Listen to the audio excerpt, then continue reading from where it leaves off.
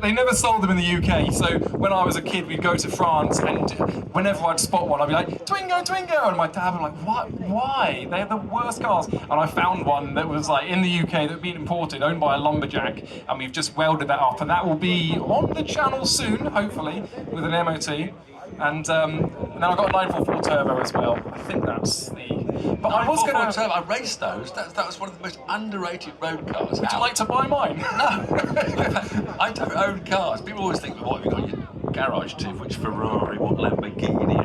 Well, no, I haven't got one of those. I mean, everyone assumes you're on telly, you earn £1 million a day like Jeremy Clarkson does. So I never had a great extra cash. I'm not complaining, I'm doing all right. But I've never really thought about spending money on road cars. Because I drive all these exotic supercars on for filming reasons, so I know what they're all like. And you can't take them on the public roads and do anything with them, really. So I've got a 320i Touring, which is just, just a 2-litre BMW estate car, not a stupid SUV, which everybody wants to buy. Because people like you are buying SUVs, they're dropping estate cars. Estate cars have better, whatever your money is, you have much better storage space. The back of an estate car is a long boot, so you can put golf clubs and things in the back. There's all those SUVs, you open the tailgate, you've got 1 foot of luggage space and it falls out on top of you. They're ridiculous, stupid things, just because I want to sit higher up. Yeah, well, estate cars look better, they probably handle better, because the lower centre. Handle better.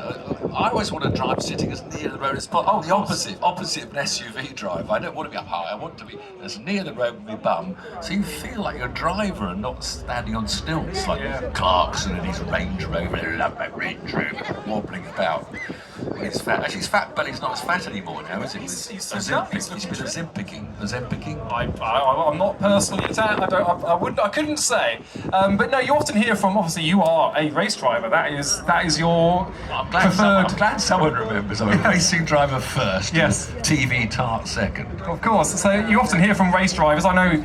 I got a mutual friend with Damon Hill, and he doesn't have a car collection. Because you drive the best cars in the world, or some of, or up to, on track. Nothing really on the road can keep up with that, so you often find that actual racing drivers don't often have a collection. But have you ever, had an itch you needed scratching, like, I'll get an Alpha or something like that? No. M3 BMW, an old one. They're getting too heavy now. See, the M3. I mean, the new M2 is like the M3 was 10 years ago. So the M3 now is a 1.7 ton. It's too heavy. Everything's getting too big and too heavy. And the best racing car I tested of all is an Alpine A110, little sports car, which is only 1,100 kilos, I think, almost a ton. And it was just so. What I got in it. So people don't really understand lightness. We're all getting too used to.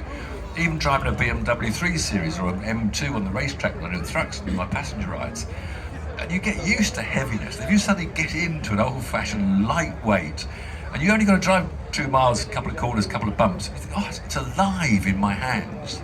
And that's the thing we're all losing with electric EVs. I don't mind EVs if they suit your lifestyle.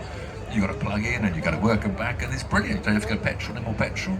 They're more expensive to buy than they are a petrol equivalent to the same sort of size of car. But they've got no heart and soul in them, and they're just all heavy. And you just feel the weight going around corners, and you think, the world's done. I'm sure that they do have their place as an. I don't want to go too negative, but as an appliance, as a tool for the job. That's why I said if it suits your lifestyle. I mean, people are saying that obviously the worst thing I think is for poorer people.